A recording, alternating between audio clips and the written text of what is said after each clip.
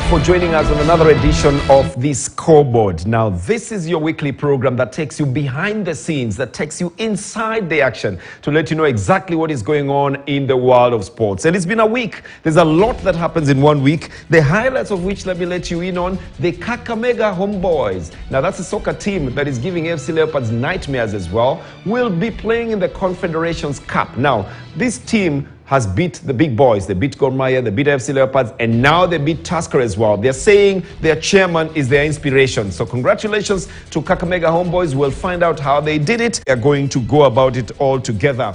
The FKF National League, the Super League, is going to the wire as well. We know who has been already promoted, but who's going to lift the trophy now? That's the story. So the Shabana FC had to put the ice on the champagne on the ice and wait a little bit because Muranga Seals decided to steal their thunder. But we'll see who goes there. More interesting is the playoff race. Who is going to be in the playoff with Wazito? Is it going to be Mara FC or is it going to be Migori Youth? Now, that's one of the other things we'll be talking about as well. The Dallas Sevens are part of what we have today. Plus, of course, the Africa Beach Games in which we won a wrestling medal. Wrestling, beach wrestling.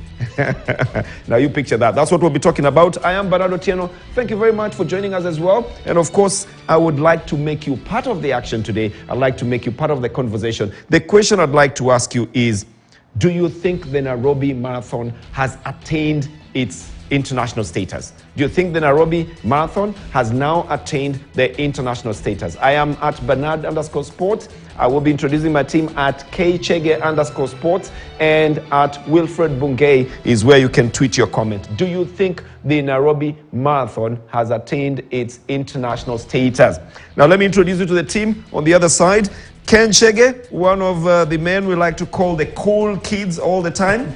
How was your weekend?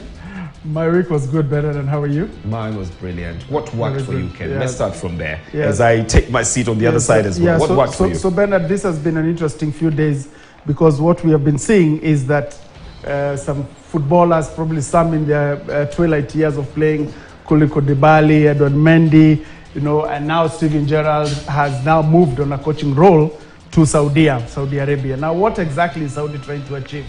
So Saudi is trying to put a good name. They are getting these guys and making them to be their ambassadors. And then what will they do? Then in 2030, they are going to bid for the World Cup. Well, they already had the World Cup in Qatar just the other day, so don't worry about it. It's not a big deal because you see the next World Cup is in 2026, and it's in the US, Canada, and Mexico.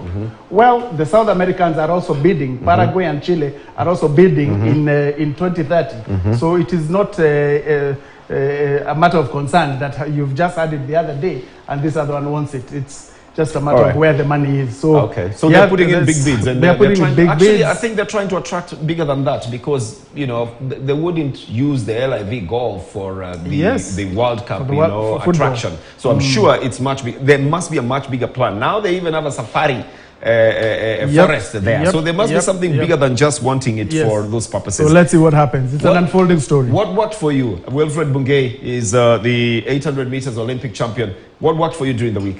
Well, Bernard, I think what worked for me was the news, by Athletics Kenya on the decisions, for the trials this time around.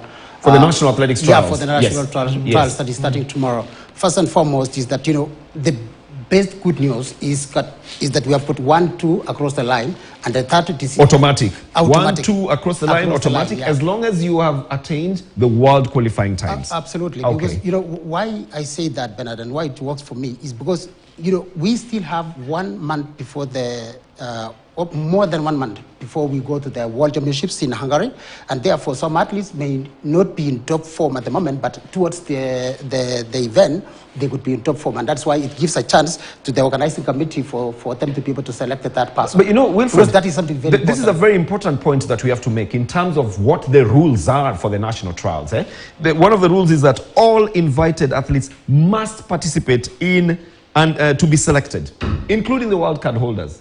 Absolutely. They must participate. Yeah, because, remember, for a very long time, they used to be, those ones who have wild card are only 2 athletes, interestingly, because those are the World Championships, that is Emmanuel Coril and Faith Kipkemboi. Otherwise, the rest, have to be in the trials. But again, these people, they have to run. You know why, Bernard? why, even for me, because for a very long time, 1, 2, 3 across the line, you would find somebody who will be running somewhere in June, or July, sorry, end of July, early August. They would be in top form. They'll attain the time. Yeah, exactly. Yes. And you would ask yourself, okay, you know, this person should be in the team. And I think that is the best news that I agree with most you. I athletes, agree with you. But they have said that everybody must be there, including those who have the wild cards. As long as you get the qualifying times, you will be heading to Budapest. That's a very good decision. Thank you very much. For me, a couple of things worked out. Let me start with what did not work out for me. The 6th fastest marathoner in history has been accused of doping and has been suspended. This man is called Titus Akiru. It's not very nice. I mean, you are in the history books and then you have been suspended because of doping. That's one thing that didn't work for me at all. Now, the other thing is 2 soccer players, Ezekiel Otuoma Odera, a player I know very well from AFC Leopards, from Gor Mahia, from City Stars, has played across, has also been provisionally suspended, together with another one called Salim Abdallah, for match fixing. And we thought this vice was already out. The details are out of how they did it, and they are being investigated. Everybody has been told not to have any contact with them.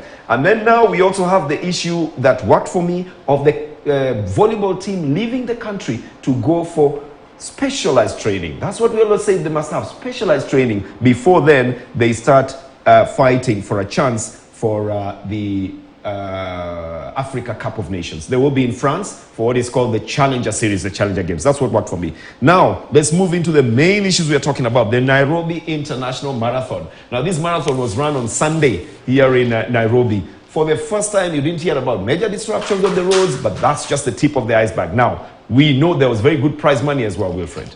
Well, first and foremost, there was good prize money, which is 3.5. But million, you must say. Million, yeah, 3.5 might million. be 3.5 shillings. Yeah, but Bernard, something very interesting, and I know everybody who loves athletics and have been watching, remember that always, prize money should always be going up. Last year, you know, we had a 6.9. It's almost cut by a half. Mm-hmm. And I like, when you were introducing and you're talking about Nairobi Marathon, remember, Bernard, this is the city marathon, just like London and all the other cities. No, because okay, remember that, you know, we have another marathon in Nairobi. Yes. But this one is purely that is for Nairobi City itself. Yes. Now, first and foremost, we have got to remember that the times that was run was, well, I would put it that what was the time? What was the time? Well, 2:07. 2:07:38. Yeah, 2:07:35. Of course, I mean, many people would say that is 7 minutes off the mark of world record. But remember this is a marathon that is run in high altitude. High altitude. Number 2, yes. It did not attract the top athletes. Okay. However, yes. Nairobi, I believe, has a very huge chance to be able to improve to like major marathons, and especially what is supposed to help Bernard and Ken. Something that our viewer need to understand is that the more prize money that is put there, the more it attracts the top athletes, the more it will make fast times. That's something that we need to look at. I don't think we'll be able to get that kind of prize money that we see, say, in the Boston Marathon or in the Chicago Marathon. But for a marathon in the area below the Sahara, south of Sahara, and in the tropics, and in high altitude, this is good money. Well, Bernard, this is good, but let's finish on this one. It is. That is why I never say that it is not good. The only thing that I point out is that, you know, there was a reduction of almost 50% compared to last year. You know, and that is why, however, you know, you have got to understand that the time that they were able to put is actually a very good time. It's a good time. All right, so we must congratulate them for winning that. Let's move on now and into football. And there's a name that is now sending chills down the spines of most of the big